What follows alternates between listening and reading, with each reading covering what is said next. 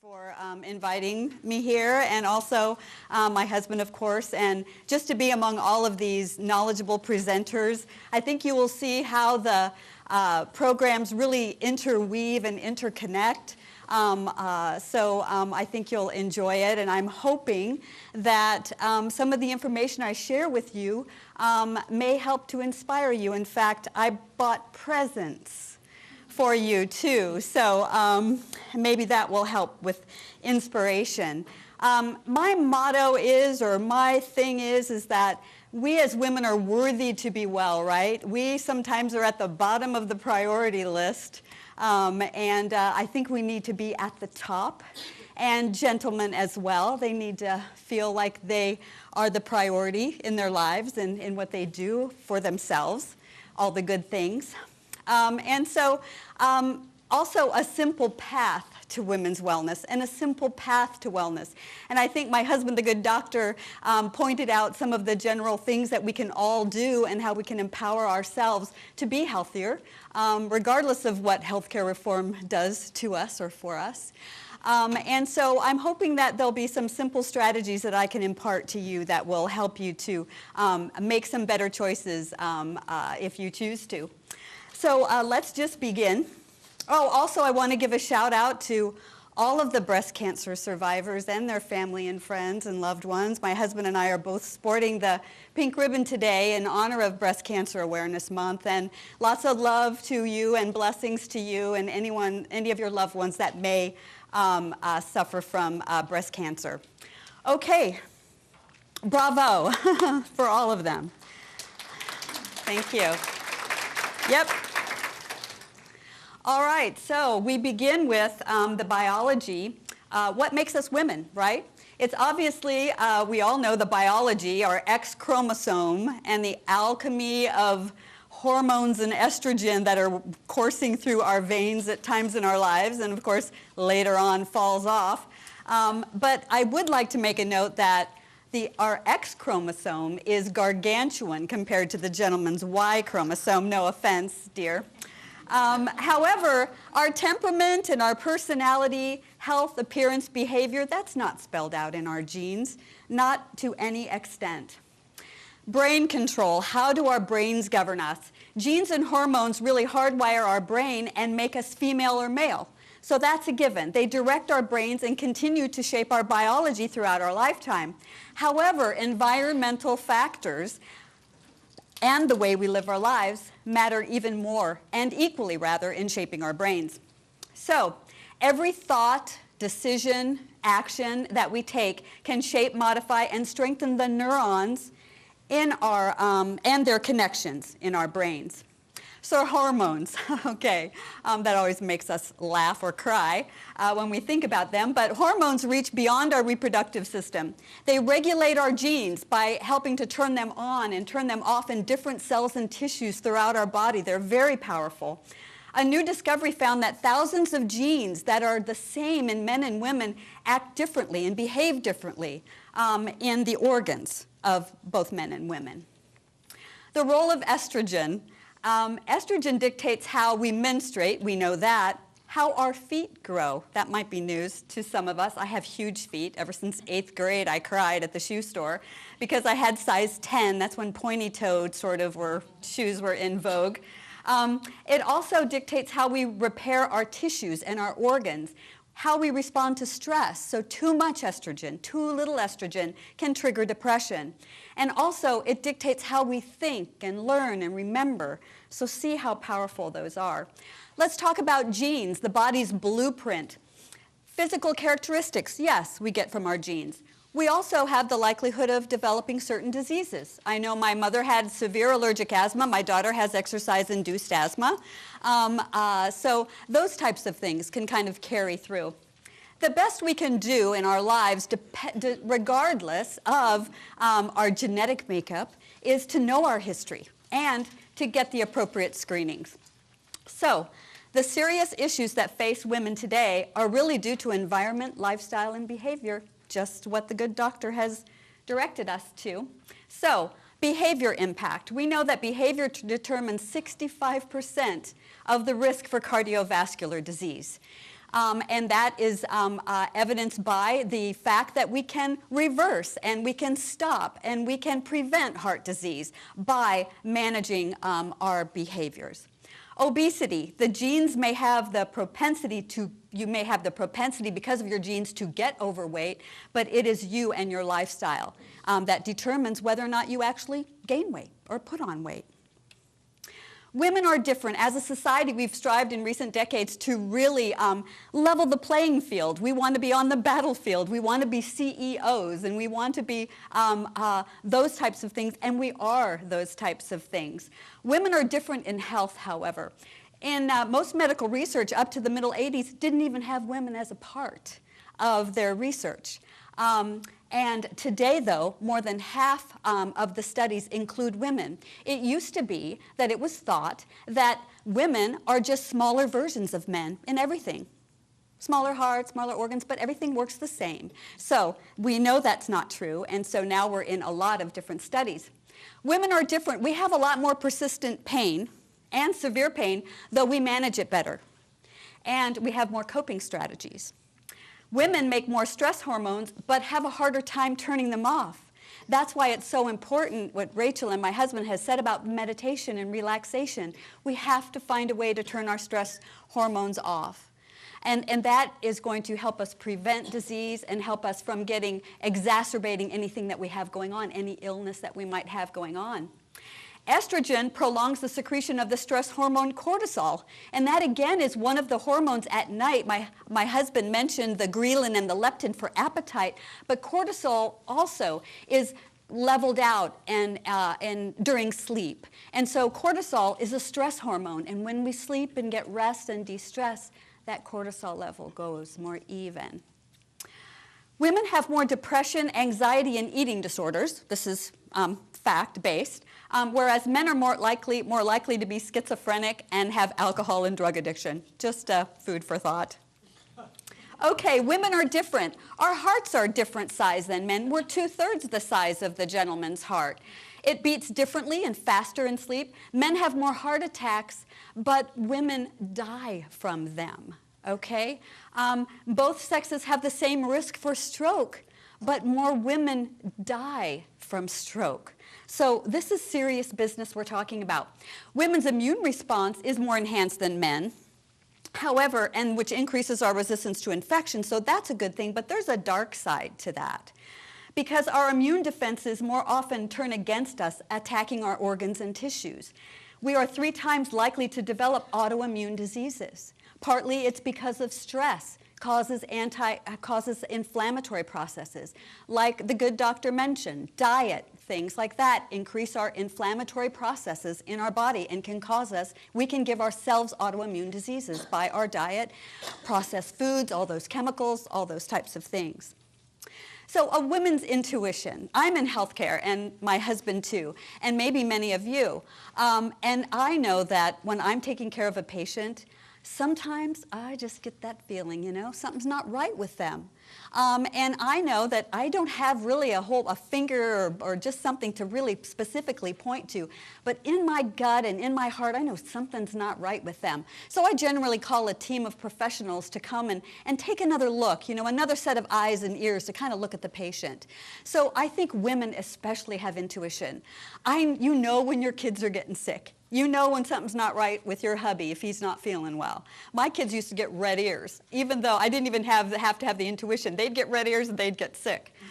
But women, we have an intuitiveness about us, and some even more than others. But you need to listen to that intuition. You are the authority, and your body is the expert. Your body speaks to you.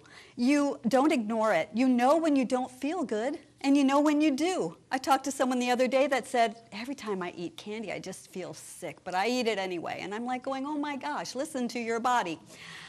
Taking care of yourself helps you to take better care of others. And I finally learned that. That was a hard lesson when I was helping to care for my husband when he couldn't walk and couldn't move in bed and had troubles there. I wasn't taking care of myself. And so one day he was back at work and I decided, you know, I'm going to take I'm going to take this day off. And I told him, and he said, good, honey, that's great. Because oftentimes at work even, I'd have to come button his shirt or butter his toast or something like that. That day I went to Target 3 times because I could. And I went and bought flowers, and I planted flowers. And when he came home, I was the happiest, go-luckiest girl chopping up vegetables, which I hate to do.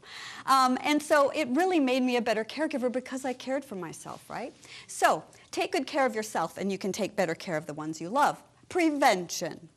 Obviously, we're not here today to say biomedicine, Western medicine isn't good.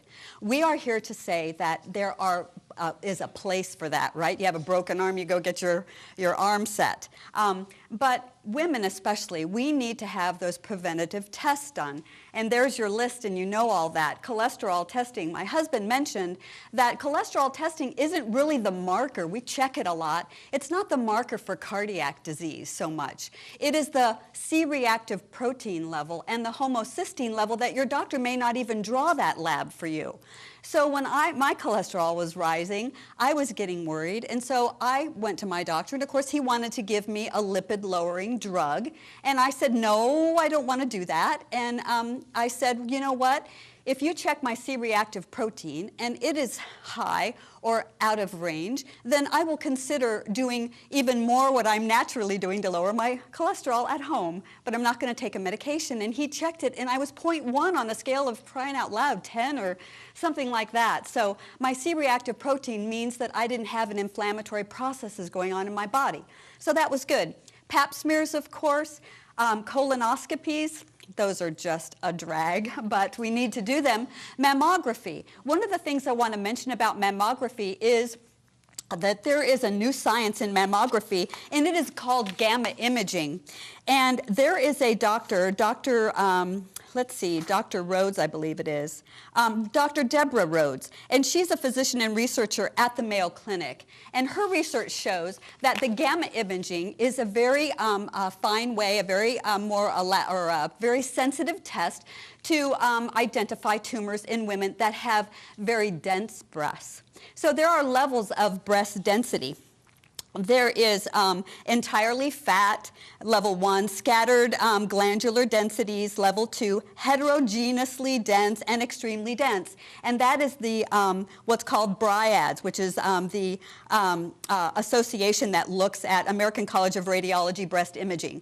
And so the deal is that when you go to your physician, you should ask him about your breast density because there are a lot of misnegatives, you know, so it's negative and really there really is something going on. So if you know your breast density, then you can ask your physician if you have very dense breasts. Maybe you want to see if there's gamma imaging that's available to you. So that's on mammography. Bone density is important too. I had my bone density checked, and I had very good bones, although my doctor wanted me to continue taking magnesium and also vitamin D. So he upped my vitamin D level, or he checked my vitamin D level and upped my vitamin D intake, my D3, because he wanted to prevent osteopenia. And osteopenia is what you get before you get osteoporosis. So again, vitamin D, very important. I have that on the list to check up on that. So if you don't know your vitamin D level, please get it checked. Dental checkups. Okay, Michael Roizen, he's the doctor or the author of The Real Age. He says that flossing your teeth every day could add 6.4 years to your life. This is true. Julie Masters, very prominent woman in Omaha that came and spoke on aging and how we age and how we can make that really cool.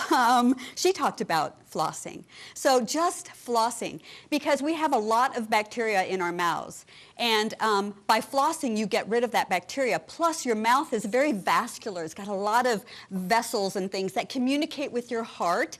And as you swallow and things, sometimes things can go into your lungs. You can get a little bit in your lungs, and that can cause pneumonia and infections that way. In healthcare, we make great strides and take great pains in making sure we do very good oral care and mouth cares for patients. And that is to help, is to prevent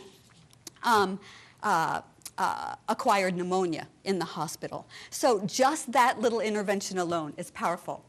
Fasting blood sugars, get your blood sugar checked, and vision, of course, always get your eyes checked as well. So I like to talk about deodorant versus antiperspirant because deodorants really do allow you to perspire, which is really good because sweating is one of the ways your immune system, you detoxify your body. You sweat, you breathe is another, you go to the bathroom both ways, and those are the ways that you get rid of all the toxins that you put and you breathe and you eat into your body. Antiperspirants, however, contain aluminum, and that works to completely stop perspiration.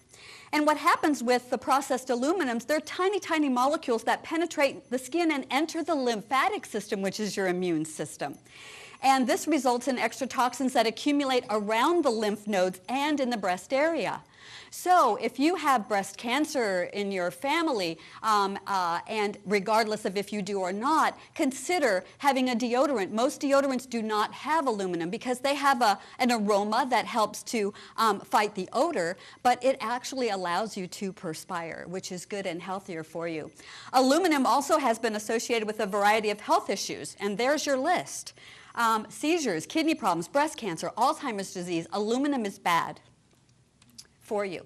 Okay, eat. This is the beginning of eat, sleep, play. All right, foods for wellness. My husband spoke on this, so I don't need to elaborate too much on it. One of the things I'd like to talk about is food and when you cook food. You can really overcook food. And when you overcook food, you actually destroy the enzymes, which are the most powerful and the most healing in the body. You still have some nutrients when you overcook that broccoli and that spinach and everything else that you overcook. So think about slightly cooking and al dente most things. Also, the deeper the color, the more nutrient rich for your vegetables and fruits. We'll get into a little bit of that specifically in a minute. Whole grains, bread that isn't squishy and fluffy, bread that is heavy and dense and has seeds and grains and things visible in it. Those are the whole grains, the type of bread you want to eat. And also it has fiber in it, and that's going to be great. Low glycemic and lots of fiber. Pure filtered water. We need to drink a lot of water, but I encourage you to try drinking filtered water, even if it's a Brita filter, or if you buy bottled water, or if you have a filter on your faucet, like the filter we have at home. It actually alkalinizes the water and oxygenates our water. But consider, before you buy bottled water, to check the label, because some of the labels, some of the bottled water have additives in it, and so you want to check that. And alkaline water is best. This is the type of alkaline water over here, the New Zealand water I have here. It's also in a BPA-free container, and we all know about BPA-free. We should have heard about it by now. Baby bottles had BPA, and it is a plastic that when you heat foods, it absorbs into whatever the container is. If you have bottles of water that are plastic that are non-BPA-free, then that plastic actually gets into the water. So consider a BPA-free container, and you can see there's just a variety of them. Some are glass covered with rubber, some are stainless steel, that's best, anything that's glass, of course. And then there are some that are, I use these bottles when I drink this water. I just refill it with my water. So I'm always drinking out of a BPA-free container, which is relatively inexpensive. So, foods for wellness, we talked about the vegetable-based proteins, the legumes and the beans and peas and things like that, and tofu. I'm not going to elaborate on tofu. I don't know if anyone's a fan of tofu. My husband loves it. And I tell you, if you get the firm tofu and you slice it and you grill it in some coconut oil and kind of brown it, it's very delicious, and it has a very meaty taste. Foods containing probiotics. Probiotics are important. We'll talk a little bit more about them later, but there are some examples of foods with probiotics. Kefir is one. It's a yogurt drink that has lots of really good probiotics in it. Probiotics help you to fight infection and feed the good bacteria in your gut. And we'll talk more about that in a minute. Omega-3 fatty acids, foods with that. I just want to add from what my husband said was add walnuts, flax seeds, those types of things have omega-3s. Also with the omega-3s, is there is a little critter called a krill, and I'm not sure if I have a picture of a krill, I don't. But a krill is the little critter that the fish eat to get the omega-3s, because regular fish don't have the omega-3. They have to eat that krill to get the omega-3s. And so krill oil is one of the finest and the best, really, fish oils that you can take, because it does not have that risk of having the mercury and so forth that is in regular fish. If you're going to have salmon and fish, there are mercury levels in all of our fish. But there are some that are less than. Atlantic salmon, not the farm-raised, because farm-raised, of course, you got a gazillion fish in a pond, and they give them hormones, they give them antibiotics so they can survive together, and so that's not good either. So tilapia is another fish that is low in mercury. You can Google mercury levels in fish, and you can find out some of that information. Omega-3s are really important, the fatty acids, because our brain needs these good fatty acids to function, and not the fried food fatty acids or the potato chips and things. Foods to avoid, I don't need to expound too much on that. Of course, that insulin reaction, constantly jamming up, and then your body your pancreas and liver and everything trying to work to level out that, and constantly having to do that is what gives us type 2 diabetes. The sweeteners, of course, I'd like to suggest that you don't ever use the pink or blue sugar. And I noticed that the blue sugar now actually has they're yellow packets, and they're written in the font of Splenda. And Splenda, I guess, if you're going to have a sweetener, that's not as bad as the blue or the pink sugar. That's flat out aspartame, and that's not good for you. Now, stevia, though, is the purest form of sugar. It has no calories, and you really need to make sure that you get stevia, straight up stevia, and it's in like a dark green and white package, sweet leaf, I think it's called. But the Truvia and the Nuvia and the stevia in the raw, if you read the label, they have maltodextrin in them and some sucrose in them and different things that are not good for you. So try stevia. It's very powerful, very sweet. So if you're switching from sweeteners, use the tiniest bit. Stir it up, let it set, and then develop your taste for it. You'd be well served to do that. Other alternatives are honey, maple syrup, and agave. Those are all really do not spike your blood sugar, and stevia actually helps to even out your blood sugar, so it's okay for diabetics to use, and the same with agave. Foods to avoid, I just want to expound a little bit on that, because when you have white flour, white rice, things like that, this grain is stripped and bleached, and it becomes a pure sugar, that simple carbohydrate, that spikes our blood sugar. It's bleached with a chemical called chlorine oxide, and that actually produces aloxan, which is a poison that is used in producing diabetes in lab animals. So this is not good. Your white flour, white bread, white rice, saltine crackers, there is no nutritional value. It's been stripped and bleached, and so there's no point. The whole grains do have nutritional value, do have good fiber. And like I said, has no nutrient value, really. Processed foods. This is the list that has been proven that processed foods and the chemicals and preservatives in them cause these diseases. So if you think about when we began processing foods back in, I don't know, 40s, maybe my husband's 30s, 40s, we started putting food in packages and adding chemicals and preservatives to make them look pretty and stay pretty colorful and stay in the package for a really long time and all of that, and you just look at the package and, oh my gosh, that looks so good, you just have to buy it, right? Well, when we started eating not out of grandma's garden or mom and dad's garden, we started seeing the development of obesity and cardiac disease and stroke and hypertension, and all of those things developed when we started having this diet. I was at Trader Joe's the other day, and I saw someone that I knew, and I looked in her basket, and everything was processed. There wasn't an apple, there wasn't a head of lettuce, there wasn't any, and I looked and looked because her basket was overflowing and everything was processed, everything in a package, every single thing. And I was just floored when I saw that.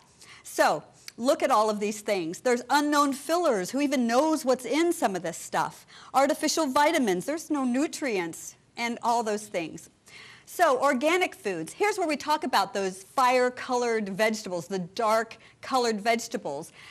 Those have antioxidants like beta-carotene that fight free radicals, and free radicals are electrons in your body that are damaging tissues and things, and that's why antioxidants and things like that, foods like that, help to decrease and help eat up those free radicals that are really damaging our tissues and causing inflammation.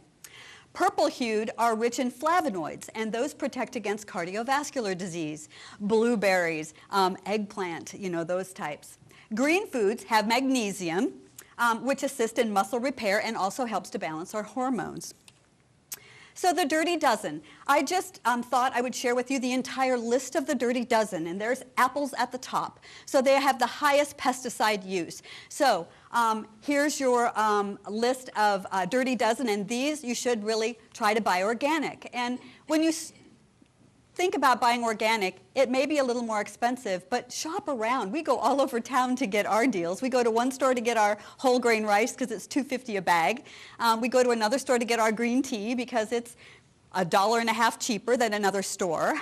You know, so shop around and look for the sales and do your best to give that a shot. Here is the Clean 15. Here's the complete list for your enjoyment there. It's on your handout. Eat an apple a day. Eat an apple a day. Eating an apple a day keeps the doctor away. There's really some truth to that. Have it be organic. Look at what they do. This isn't even the complete list of the benefits of eating an apple. Fiber, heart healthy, cancer fighting, because it has certain enzymes in there that fight cancer. Improves digestion, helps with weight loss. They're only 70, 80 calories depending on the size of apple. They strengthen your bones and they clean your teeth. And there's a variety, many, many varieties. Nutrients for women's health. This is a long list of vitamins and nutrients that are important. And it's not just important for women, they're important for men too. But we're going to focus on just a few of them. So supplements or vitamins or nutrients, however you want to call them, you always want to consult your physician before you take something. That's important for you to know. Don't just start taking fish oil because we say so. Just check it out with your physician. Especially if you have had a hemorrhagic stroke, some kind of bleed in the brain. Fish oil has a little bit of a blood thinning aspect to it, but very, very minor. But always consult your physician. Keep it simple. Choose a multivitamin. There are multivitamins out there. I have Source Naturals here, but there's multivitamins from Twin Lab. There is a website that my husband and I go to, and we don't have any vested interest in any of these things that we're talking about. So we go there because they have very clean and very safe supplements that are pure. And this is where we get our supplements, and a lot of times you can get free shipping. Most of the time we get free shipping. But a multivitamin is good. And then you can add things like fish oil, vitamin D, because oftentimes the vitamin D in a multivitamin is not what you need. And then your probiotics we'll get into in just a moment. So here we go. Calcium. To prevent osteopenia, the precursor to osteoporosis, you can only absorb about 500 milligrams at a time, so it doesn't help to take 1,000 milligrams of calcium in the day because your body isn't going to be able to absorb it. If you have heart disease, you have to be careful about taking calcium because, why is that, my dear doctor? Why do cardiac disease? It promotes atherosclerosis, having calcium if you have heart disease and you already have atherosclerosis. So so you'd want to take magnesium. Calcium is found in kind of crazy places, dark green vegetables, kale and those types of things, collard greens, legumes. Vitamin D. Get your vitamin D level checked if you don't know it. We are very lacking in vitamin D, and that's because a lot of times we're not out in the sun a lot, or we use sunscreen, which we should. So we're not absorbing that sunlight and getting that, vitamin D that we need. So in your handout, it has some just the kind of the range of vitamin D, what's deficient and what would be marginal or optimal for people. And if you have low vitamin D, you can get osteoporosis and cardiovascular disease. You can have poor immune function and diabetes, cancer, all of those things. So vitamin D is very important. Fish oil. We talked about, oh, there's my little krill. Fish oil reduces the risk of cardiovascular disease and strokes, lowers your low-density cholesterol, which you want low.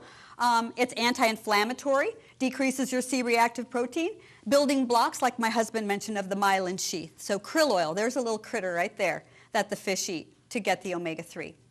Folic acid, it's a B vitamin, helps to produce and maintain new cells, reduces birth defects, reduces the risk of cardiovascular disease, and it's a deficiency in it can cause anemia. Folic acid has been proven in many studies with stroke survivors that it helps for stroke survivors for their mental clarity and their focus and things like that. Also, high doses of folic acid have been used to treat depression and alcoholism as well. So folic acid. Vitamin E, it's fat soluble, it protects vitamin A and those essential fatty acids, which are important, lowers heart disease. It protects against genetic predisposition to breast cancer. So if you have that in your family, maybe consult your physician and see if maybe a vitamin E supplement might be good for you. And it also delays and prevents cataract growth. So people that have cataracts and eye diseases oftentimes are put on a naturopathy approach. It would be to have boosted up vitamin E levels. Vitamin C, we know that it boosts the immune system. We take our C and our zinc if we think we're coming down with a cold. It's required for the synthesis of the collagen in our joints and so forth, and our neurotransmitters, because you know our body is electric, and neurotransmitters are firing all the time to make us breathe, for our heart to work, for our muscles to fire, to contract, relax, all of those things. It assists with the transport of those good fats into our mitochondria for energy, our ADP to ATP. It also decreases the risk of some cancers and cardiovascular disease. There are actually places that give IV high doses of vitamin C for cancer and are reversing cancer in individuals. So the antioxidants, here's the picture of all those foods and fruits with antioxidants in them. That helps to scavenger those free radicals that are damaging your tissues and causing inflammatory processes. They also prevent heart disease, cancer, and macular degeneration. So antioxidants are a very important part of your dietary lifestyle. Vitamin B6. The B vitamins are huge, and they're good for, they help support to prevent depression, mood, things like that. But also here is that mental energy and clarity too that the vitamin Bs are good for. And also it helps us synthesize the function of hemoglobin. Hemoglobin is that molecule in your body that carries oxygen to all of your tissues. And so vitamin B supports that. Vitamin B, the vitamin Bs are very important in post-stroke recovery too. B12. B12 assists with cell metabolism. Constantly cells are dividing and splitting and changing and so forth, and sloughing and doing all kinds of activities. Vitamin B12 helps absorb those fatty acids. So there again, if we don't have adequate vitamin B, we're not going to be able to absorb and use those fatty acids like we need to in our brains and bodies. It's best to take vitamin Bs under the tongue for absorption purposes, because especially vitamin B12, when you just take a pill with vitamin B, your stomach, your acidity and so forth in your stomach can neutralize it. So there is a B complex that you can buy in a little bottle, and you just take it under your tongue and hold it for like 30 seconds. That's the best way to absorb vitamin B and to ensure that you're getting those B vitamins. Probiotics. These are 100 trillion friends you didn't know you had. So within your gut, that is 75% of your immune system is in your gut. And there is good bacteria and there is bad bacteria in your gut. The bad bacteria feed on, guess what? Sugar, white flour, processed foods. That feeds the bad bacteria. It overcomes, it becomes overcome, and you have more in your digestive system. You're more susceptible to disease, to inflammation, to all kinds of colds, flus, all digestive problems, all of those things. So, but you have good bacteria, and that's what probiotics do. They feed the good bacteria. They give you millions and billions of good bacteria to help, so there's more good bacteria than bad bacteria. So Lactobacillus acidophilus, Lactobacillus bulgaricus, and Bifidobacterium bifidum. Those are the ones, the bacteria that you want to see on your probiotic bottle. When you go to the health food store, you can get them at Hy-Vee, you can get them through Vitacost.com, but you want to look for those. And 8 billion or more is really good, and you'll see how your digestion is better, and your elimination is better, and you're going to feel good about it because you're going to be, have a better immune system. It's helpful for women because that guards against yeast infections and other opportunist infections, like candidus. Candidus is also a women's disease to some extent. It also, again, keeps that normal flora, that balance of the bad bacteria and the good bacteria, more good bacteria than bad bacteria. Prebiotics. Prebiotics are non-digestible foods that actually make their way through the digestive system and help the good bacteria grow. So here's a list of the foods that help to give the proper food to those good bacteria so they grow on their own. There's your list right there. So glucosamine and chondroitin has been helpful for people that have joint disease. It's actually, those are both natural substances that are found in your cartilage. Glucosamine is an amino sugar in cartilage and other connective tissue, and chondroitin sulfate is a carbohydrates that help cartilage retain water. So that's what happens when you have bad knees and joint disease. You don't have the proper lubrication and water and stuff in your joints so that you're pain-free and things move well. It prevents osteoarthritis. Your age, as we get older, the fact that you're female, and obesity are all risk factors for osteoarthritis and degenerative joint diseases. So calm, here's a way that you can get your magnesium. And this is something that's very nice. It's called an anti-stress drink. There's raspberry lemon, different flavors. It's a white kind of powder. Magnesium is, 50% of your magnesium is in your bone. And it's needed in your body for 300 chemical reactions to make your body run smoothly and to keep you healthy. It also it gives you a healthy immune system, helps you to use the insulin and the sugar, and also blood pressure regulation. This is just a tiny list of a gazillion things that magnesium does for you. And this is one way to get magnesium in your diet. It is you should take it, just a small amount, follow the directions. It's kind of effervescent, kind of like Alka-Seltzer. So you stir it up and you let it effervesce, and then once it calms down, that's when you drink it. And I like to take it before bedtime because it helps me to sleep. It has magnesium in it. Magnesium is a stress reliever too.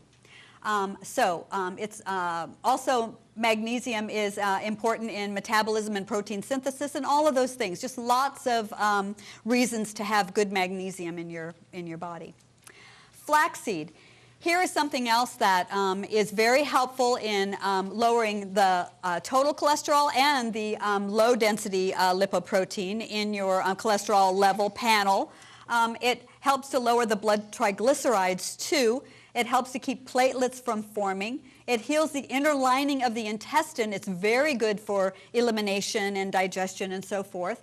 And what my husband and I usually do is we have it in a drink in the morning. And the best way is to have your flaxseed, and there's golden, and there's, it's not very expensive. There's gold flaxseed, and then there's darker flaxseed. We keep it in the fridge in a sealed jar, and we grind it in a little coffee grinder and every morning, because what happens then if it's exposed to air for any longer than 20 minutes or so, it really loses those omega-3s that you can get from flaxseed. So here's a little recipe for you. Some ground flaxseed, a little scoop of protein powder, and protein powder is really good in the morning for anyone, but especially women. We need that protein in the morning. We don't need to be having just carbohydrates and fats. We need to have a little boost of protein. Maybe it's almond butter, something like that, protein powder. There's protein powder that's made specifically for women. I think one is called ARIA. But take a look at the protein powders because there's some that have more sugar than others and some that don't have sugar. Then you use some yogurt drink that has the probiotics and a little bit of water just to make it so that you can actually drink it and not have to spoon it. You put it in a shaker jar and just enjoy. Psyllium is something else, and when I was lowering my cholesterol naturally, I did a number of different things. I did take fish oil. I took flaxseed. I was having flaxseed drinks in the morning. And then I also used psyllium whole husks. It's in looks like an oatmeal container in the store. It's very fluffy and light. Use a tiny, tiny bit. Put it in water, and if you just let it sit without eating it, you would see how it absorbs the water. And imagine that in your digestive system, helping to clean you out and helping with elimination and so forth. If you do use psyllium, you have to be careful. Use a little bit at a time. Make sure you drink plenty of water. You better be drinking your 8 glasses of water a day because you can get constipated if you use it, too much of it. So a little bit and kind of see how that goes.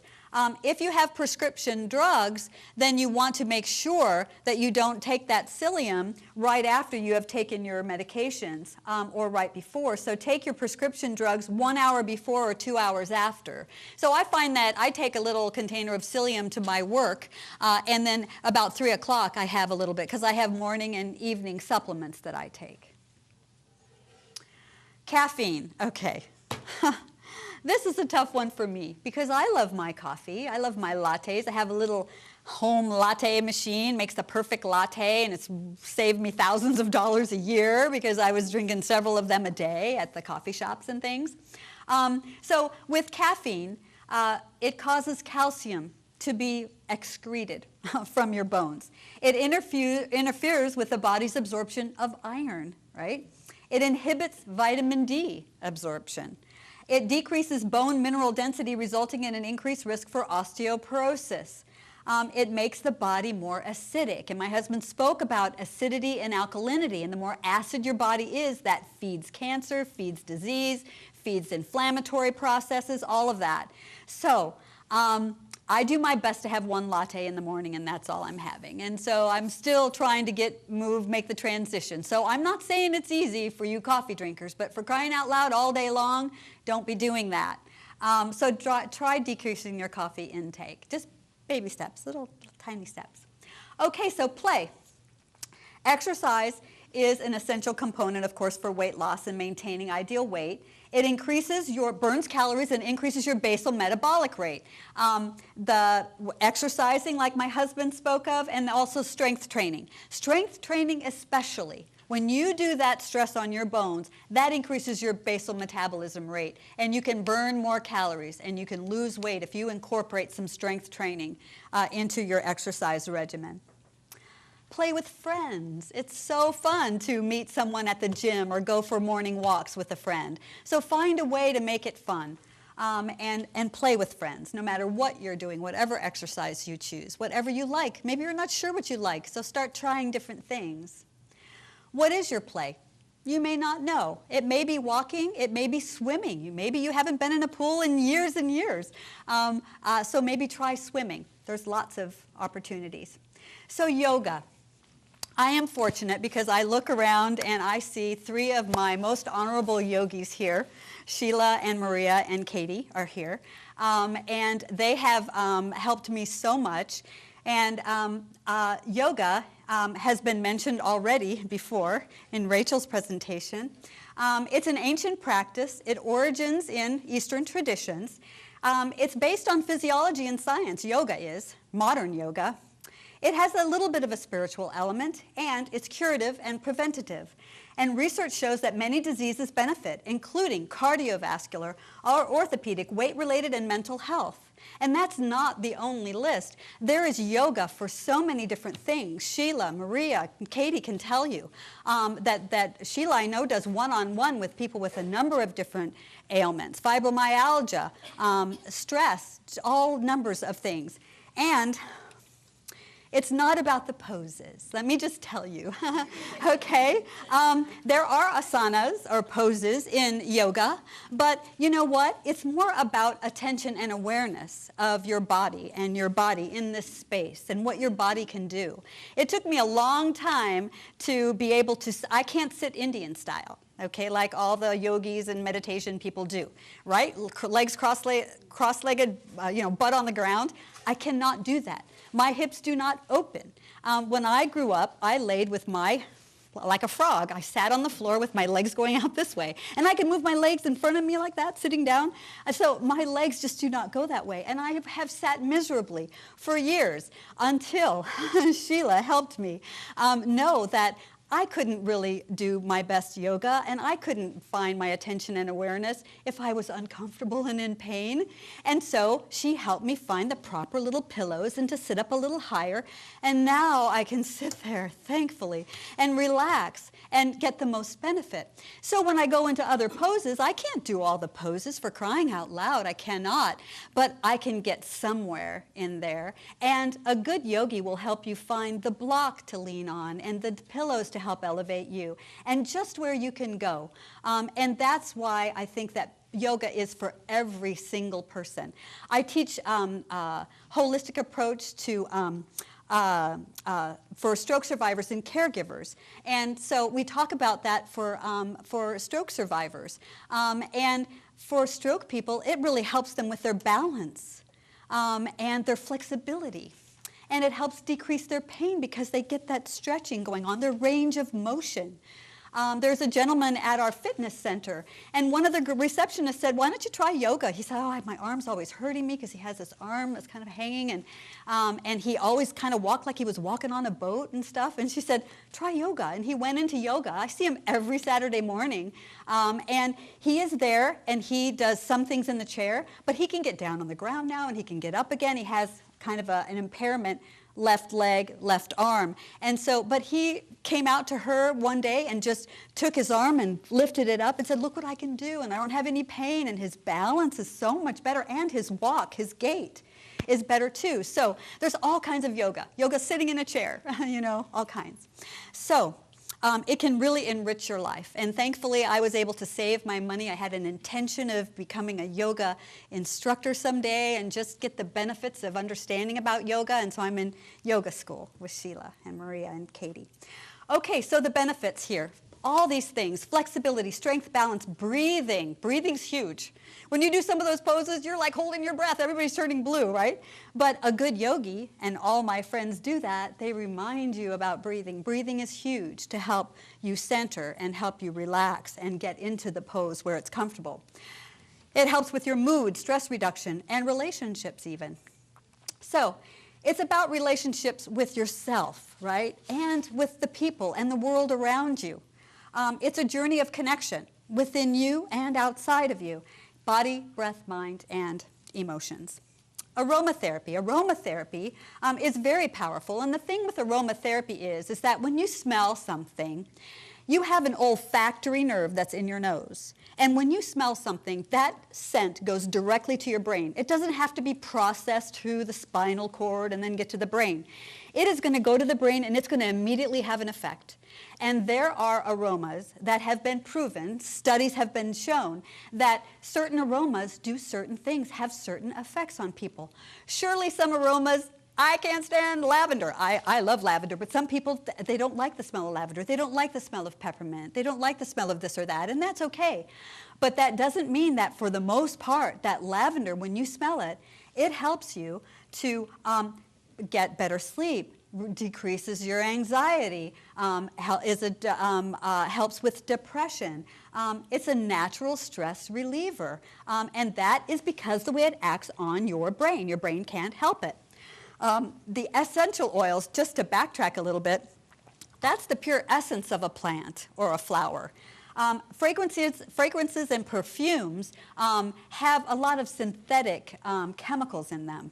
So a candle that's not maybe made with essential oils, those kinds of sprays we spray, there's a lot of chemicals that we're inhaling. So the essential oil is the purest form of that aroma. Eucalyptus is very good, warming and drying, helps as a decongestant, especially with steam inhalation. Take a bath, okay? How many are bath people? Bath people? Not a lot of bath people. Oh my gosh, okay. Well, I'm here to tell you it's really good to take a bath. And with Epsom salts. So right here we have, for a prize, essential oil lavender with Epsom salts. And we talked about magnesium before. This is another way to get magnesium in your system because your skin is your biggest organ, right? And it absorbs. So it's good for heart and circulatory health. Again, we've talked about, ability to use our insulin, flushes out toxins and heavy metals, nerve function, and supports electrolyte regulation. Electrolytes are those things like sodium, potassium, chloride, those types that are in your body. Relieves stress, decreases inflammation. It's good for sore muscles and joints. It helps to improve the oxygen that you're breathing in, the absorption of that, the utilization of it, and then absorbing nutrients too. So it's going to help you to relax and get some sleep. If you take a bath with Epsom salts, you don't have to have it with an aromatherapy essential oil in it. You can still get the benefit of it. 2 cups in a warm bath is very, very good for about 15 minutes. Or you can take a shower. There are items out there that are made for the shower. They're essential oil. They dissolve in the shower, and they give you the scent and aroma of the essential oil, the eucalyptus, lavender, whatever. So you can take a shower people. Meditation. I don't need to say too much about meditation right now because Rachel was so eloquent and so informative what she shared. But I would like to say that there is meditation in Lincoln. I know of one, and that is my husband and I run a free meditation class at Sheila Palmquist Lincoln Yoga Center on Winthrop Drive, and that's the first Thursday of every month, and it's at 7 o'clock, 7 to 8 p.m. And we're always there. If you're interested in that, you can email either one of us. I have business cards here. My husband has them laid out somewhere. You can contact either one of us, or you can call Sheila Palmquist at the Lincoln Yoga Center or lincolnyogacenter.com, and you can get information. First Thursday, so next Thursday, 7 p.m., Lincoln Yoga Center, free meditation. We have people join us all the time, and it's like Rachel said, with the group. We have a group, and we do a little bit of, if you're new, we go over a little bit of meditation, the importance of meditation and what it can do for you, and a little bit of guidance. Then we listen to music, and then we meditate for about 30 minutes, and then afterwards we just kind of chat about it. I usually read an inspirational message at that time, at the end, and it's wonderful. So you're more than welcome to join us. Feel free. It's just very laid back and wonderful. So we thank Sheila for allowing us to have that there. She's very supportive of that. So here's meditation, health benefits, immune defense. So all of the things that Rachel mentioned, plus immune defense. It helps our immune system. Ambient music for relaxation. Rachel also mentioned music. So I want to talk a little bit about ambient music and music that actually helps to slow down your brain waves, kind of like the aromatherapy you smell, with your nose, goes straight to the brain. Brain can't help it, has to respond some way to it. All right, same with this type of music.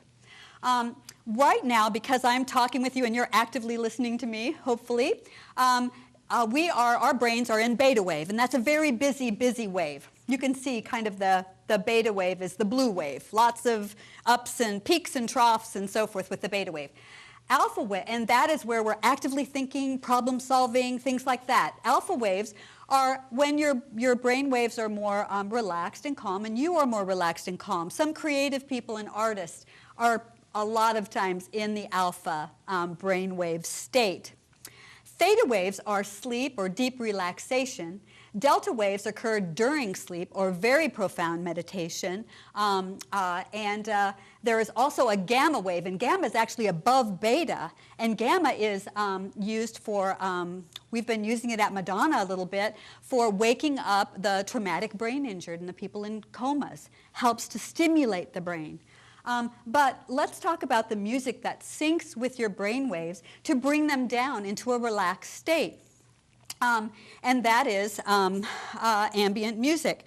There is, you can get it at Barnes & Noble, Dr. Jeffrey Thompson.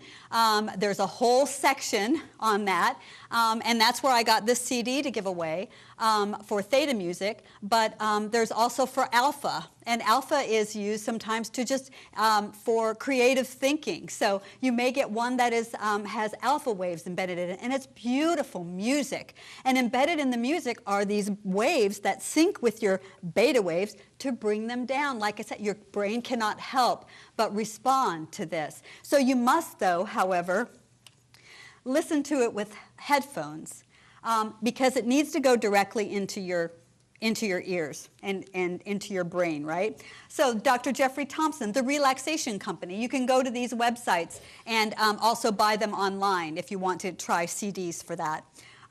So again, you must listen to it with headphones. So journaling is really good because it helps to hold you accountable. It allows you to keep track of what your efforts are, right? Helps to keep you motivated and helps you stick with the schedule. You can look back and see what you've accomplished. So if we're thinking about journaling, you don't have to be the one. I have a daughter that has a library of journals. Ever since she was in middle school, she's kept a journal, and this is where she works out everything in her head, right? And so she had, honestly, this many books. So you can do that, and that's really good. Some people are good at doing that and want to kind of write things out and kind of figure things out. What's going right in their life? What's going wrong? What can they do? That type of thing. But you can also use a little journal, and I've got 3 to give away, to keep track of your lifestyle enhancement choices, right? Drinking more water, you know, those little things.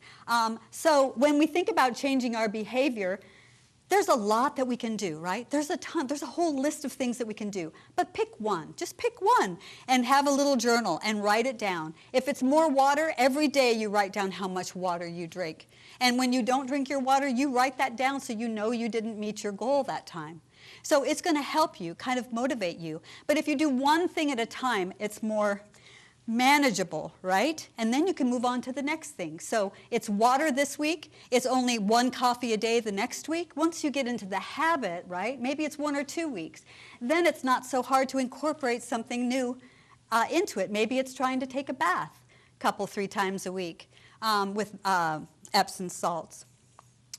Putting yourself first. How many loved ones would put you first? I know my husband does a real good job of putting me first. He lets me go do whatever I want to do, and he supports me. And sometimes I feel like, oh, I need to be home with him, and I shouldn't be going out with the girls, or I shouldn't go to yoga tonight. I should be with him and help him with dinner and all that. And he doesn't need me to do any of that. So maybe not. Maybe you have loved ones that just drain you and that need so much from you, right? But I think we need to vote for ourselves, and we need to have ourselves be a priority, because our loved ones are going to, in the end, they're going to love us more for it. So we're worthy to be well. Look at what we women do, for crying out loud. We are the nurturer. We juggle everything. We juggle our work. We juggle our home. We juggle everything, our kids, grandkids, all this stuff, right? So we do so much. We're really worthy to be well. And to stay well and to prevent us from getting sick. So using intention, Rachel talked about intention, setting your intention, decide what you want, and have that visualization. Write it down. Create a series of affirmations. Write it down like I mentioned, or voice it. Say it out loud. My husband wanted to be a doctor of natural medicine, and a couple years ago, he wrote that on a little angel card, and he has that by his meditation space. And he, so that was his intention, and every day he saw that. And he did that. For me, it was yoga school. I wanted to go to yoga school, and so I saved up and I worked hard to be able to go to yoga school, and I was able to factor it into my work life and home life too. So be thankful. Again, be thankful for what you have. Be thankful for all your loved ones around you. Be thankful for who you are. Tips to stay healthy. Create a healthy food environment, right?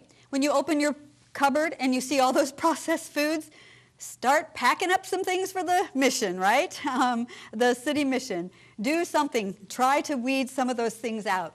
Configure your week to build in physical activity. Find a way to go for a little walk. Doesn't have to be an hour walk, and it doesn't have to be really fast. Have self-confidence to make the needed changes in your lifestyle. So be confident. We women can do anything, right? So pick something to start working on. Love yourself, take care of yourself, make it joyful and happy. Find a healthcare provider that you trust. That's very important. A secret to a happy life, the secret is, if you want to be rich, be generous. If you want to be happy, make someone else happy. And if you want to be loved, love someone. So imagine that you have already achieved your goal. Here is a copy of my resources. They're mentioned in your handout. These are what I drew from for much of what I present and much of what I share with the women that I consult with. I want to talk a little bit about some videos that are very, very profound and can make a huge impact in how you live your life and especially your nutrition and how powerful food is. Hippocrates said, let food be thy medicine shall be thy food. This was 345 BC, okay? That was a long time ago. He was the father of medicine, and he was very, very smart because food is part of how we reverse disease and prevent disease. So, Forks Over Knives, these are available on Netflix, or you can just go to Amazon and you can get them for $11.99, $14.99. They're very inexpensive, but if you have Netflix, you can go see Forks Over Knives. Food Inc., you'll never look at dinner the same way. Food Matters, you are what you eat. Okay. So it's simple.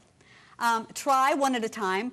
Drink filtered or alkaline water in a BPA-free bottle, multivitamins, take probiotics, Epsom salts, relax, music, yoga, meditation, get some sleep, try aromatherapy. See, the list is huge, right? Aluminum-free deodorant, try that. Shop organic foods from the Dirty Dozen list. Pick a day of the week not to eat processed foods. One day, Mondays, no processed food for anyone in your family or you, at work, at home, in between. Pick a day or choose to eat whole grains, eliminate artificial sweeteners, get them out. Eat an organic apple a day, exercise with a friend, keep a journal. The only thing that's not on this list that I thought of, floss your teeth, okay? My husband does it at the stoplights because he really uses his right hand when he can, and he's busy driving, so he has to do that, but you'll see him at stoplights flossing his teeth. But keep them at your bedside. It's a simple path, and you know the way. So best of luck to you.